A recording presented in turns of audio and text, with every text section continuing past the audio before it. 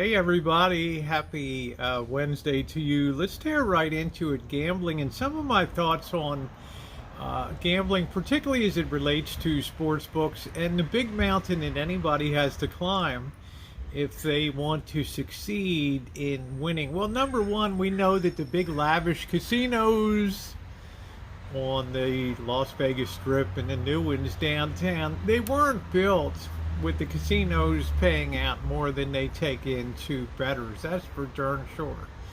Nowadays, of course, they charge a lot more for entertainment and hotels, and they're always trying to sort of wean things off of a gambling theme and put it more into entertainment, all around entertainment and dining, and by and large, it succeeds pretty well.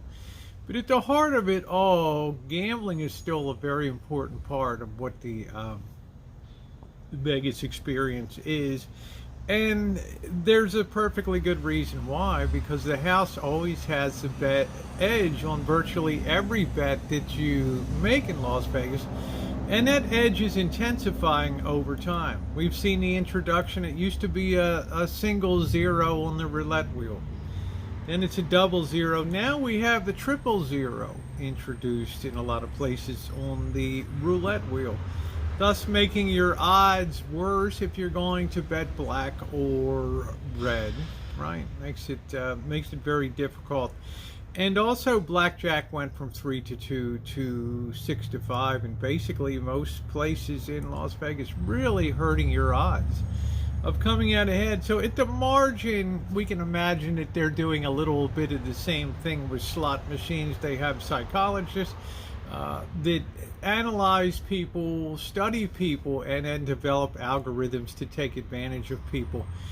The latest trend has been to get on the slot machines that you'll get some type of reward pretty early on. You'll get into a sub game that'll get you excited.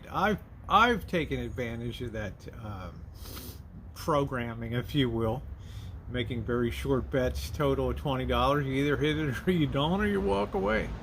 But there's people that will be enamored of that first win, and they will sit there pounding away. They'll go up a bit, and then inevitably they'll go down. They'll walk away. They'll pound the machine. They'll curse their luck, but tomorrow is another day. Well, we know when it comes to gambling that, yes, tomorrow's another day, but your winning is your chances of winning over time in the aggregate, pluses and minuses, go down, because the house edge just cuts against you every single day. Yes, you might have that big pop and win, and they will rush over to put that check in your hand, and you will snap that photo, and that'll be part of the casino marketing lure. But what they don't do is come over and snap that pic of the person that just dropped 100,000, 200,000 on baccarat, $500,000 on the craps table, $150,000, $200,000 in the sports book. Okay, they don't feature those sad, long-faced pictures because, of course, it's not good for marketing. But that's the reality, really, behind the scenes of what Vegas is. It's a place designed to separate you from your money. So when you go in and decide that, hey, I'm going to try to beat the sports book, I'm pretty smart. I know football. I got some ideas about who should win games and all that. The casinos love us, right? When they come in with, yeah, come on in. In these particular cases, you're actually matching wits against the sports book, the bookmaker for the sports book. But the bookmaker has a big edge because he's not giving you pure odds.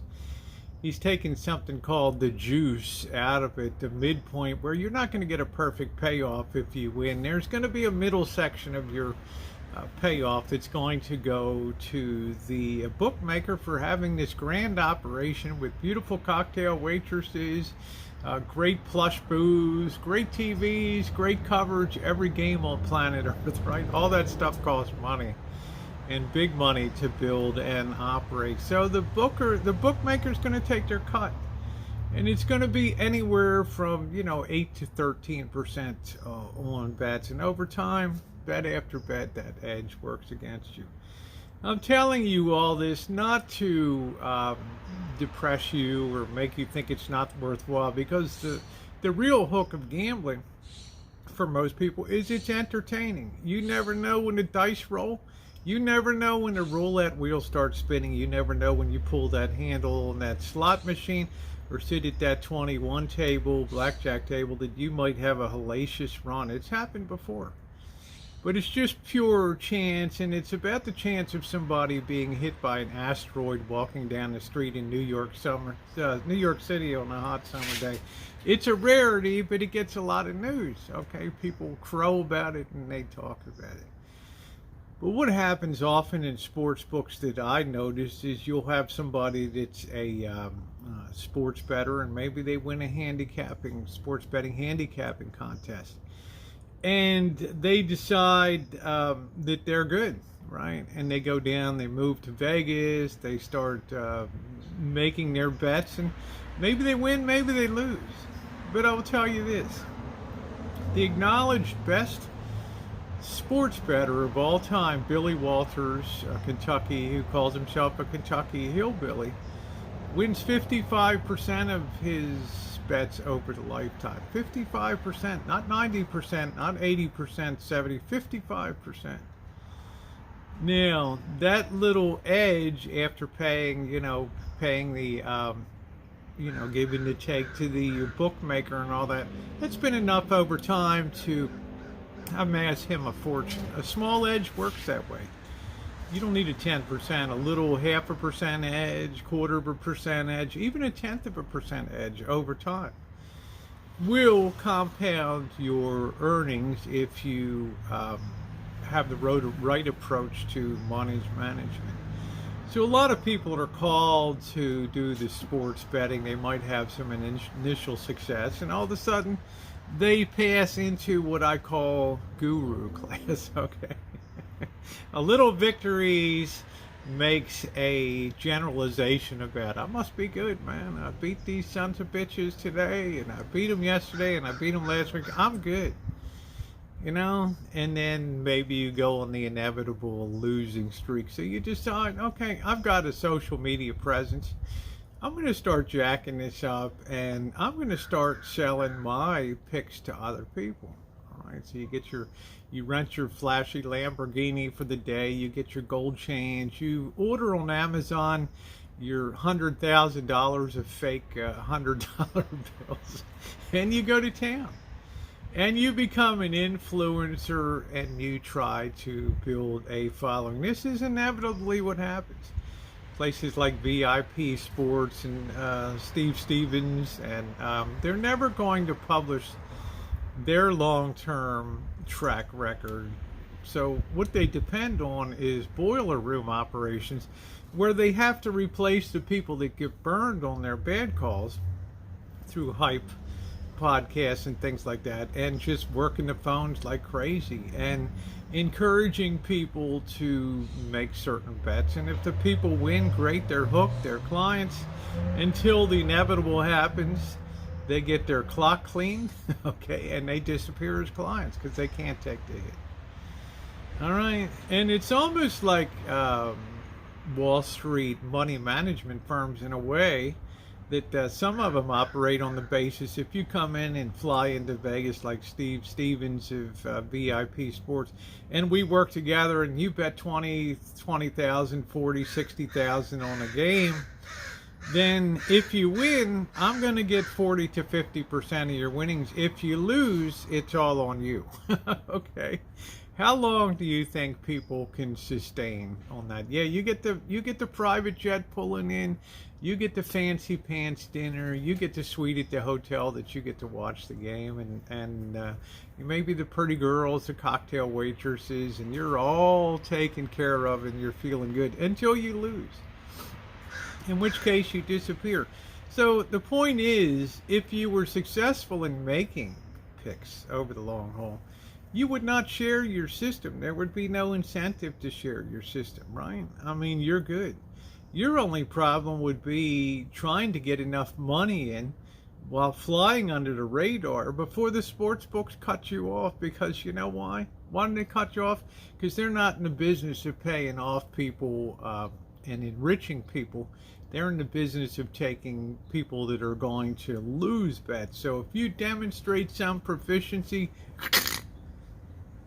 most famously the MGM online sports betting, if you bet and you have a great track record and you're used to jamming $5,000, $10,000, $50,000 in a bet and you're winning, well, there's going to come a day where you're going to log in and you're going to go make your bet, and you're going to have a little flag line up there that says limited to $1 per bet. Because sports books are not a charity, right? They're there to make money, cover their overhead, and make a profit. How else do you think that they're clamoring to get, what do you think they're clamoring to get into California, which sits on the verge in November, proving casino-style sports betting online and possibly in the Native American casinos? Because there's a fortune to be made. Because the edge in sportsbook is no different than the edge in other places. Does that mean that you can't win over the long haul? Well, there's demonstrable cases of people who have. But the second that you turn around and start shilling bets online and telling other people what to bet and charging money for that, the 3-line parlay pick special, the whale special for college football, the super duper duper dank bet for NFL, when you start doing that, it's a de facto admission that you're not really successful picking. So you're turning your attention to marketing your picks, and then understanding that there's going to be a certain burnout rate of customers when you lose, right? I mean, the old Wall Street penny stock thing was you tell half the people to buy this stock, you tell the other people to sell short this stock. Well, stock goes up, half the people win, half lose, so the losers fall off, the winners are happy, they stick around, and maybe they go 2 or 3 more and win, and then the big hammer drops and they lose. You always have to replace those people in terms of your customer base, but it's the only customer base that's designed to destroy itself over time. Now, what am I driving at all this is I go down and start exploring my bucket list of sports betting. Well, number one, my expectation is not to win. It's going to sound strange to you, okay? But the old expression, the odds are stacked against you, is as true can be. Not only do you have to be able to pick the right sports book, you have to find the right expected value bet. I'm not going to get into that. And you have to overcome the sports book edge. It's a very tall mountain to climb.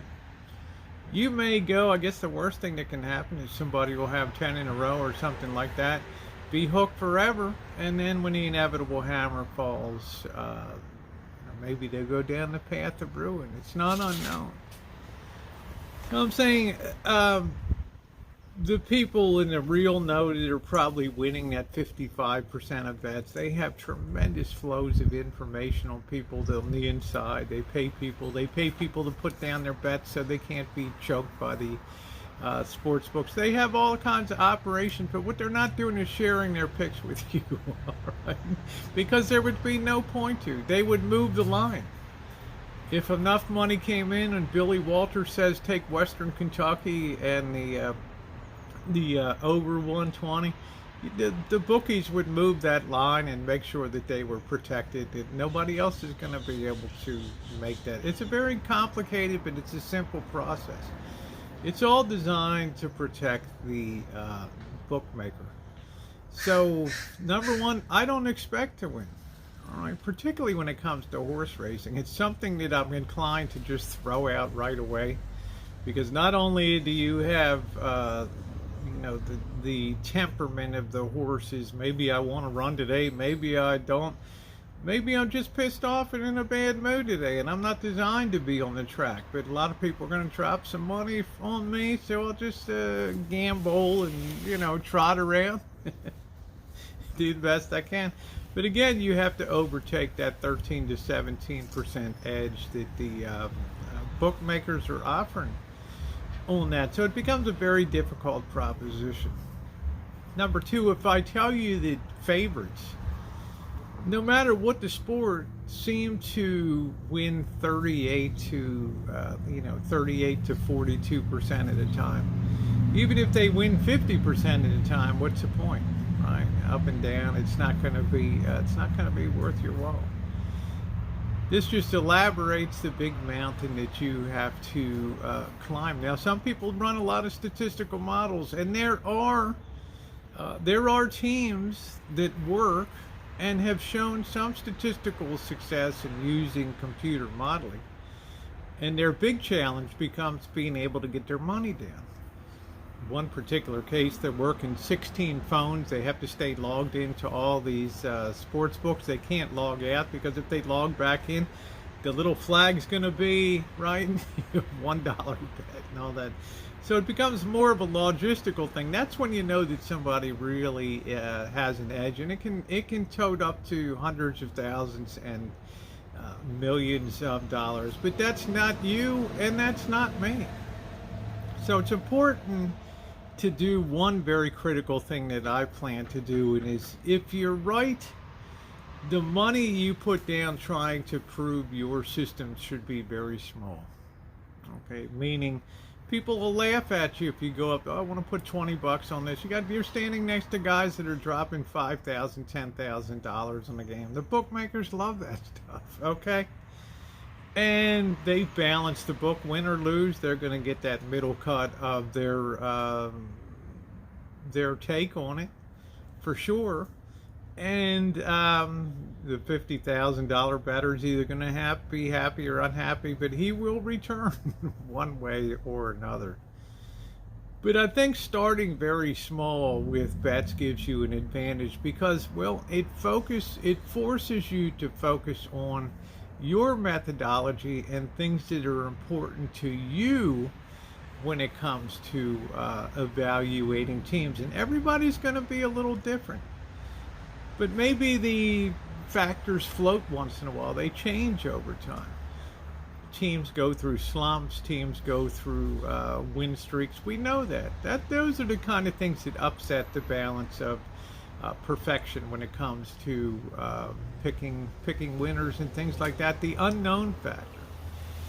You know, the sudden rainstorm that dampens the field, the pitcher that gets hit in the head with a line drive and gets removed, the pitcher that has a sore finger and is not throwing that splitter well, you know, you're not going to know about that. It's not like he's going to share it, right? He might tell the manager, oh, all right, Frankie, well, go ahead and do the best you can. You know, give it a good effort. We can't afford to jiggle the rotation here. All these factors really come into play when you're doing a sports book. So in my opinion, the most intelligent thing that you can do is draw your attention away from potential riches, Lamborghinis, gold chains, hot chicks, right? Nightclub partying and all that. All that stuff is imagery to build client base, not to have success.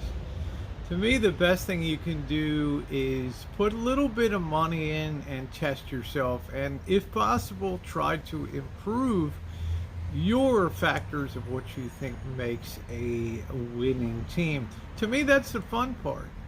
And if you keep it small, then it's no different than playing a slot machine on a day. And the other factor and problem that people make is they feel like they got to be action junkies, and they have to have something on every single game. All 50 college football games on the weekend, all 16 NFL games on a weekend, every basketball game. Well, the books love that. Money management is a key too, and it's one of the factors that people seem to lose a grasp on, because they'll tend to double up their losers and then get themselves into real trouble. Well, there's my theory on what I'm going to do anyways. Concentrate, hit the books, and do the very best I can in proving over time that I might be able to pick winners. Do I expect to? Probably not. But I'll tell you what, it'll be a cheap exercise and it'll be a lot of fun because at the end of it all, I'm a hell of a cheap person. So if you can't show me the money, then I'm not going to do it. Your thumbs up are appreciated. Thanks so much for being along, and I welcome your comments down below.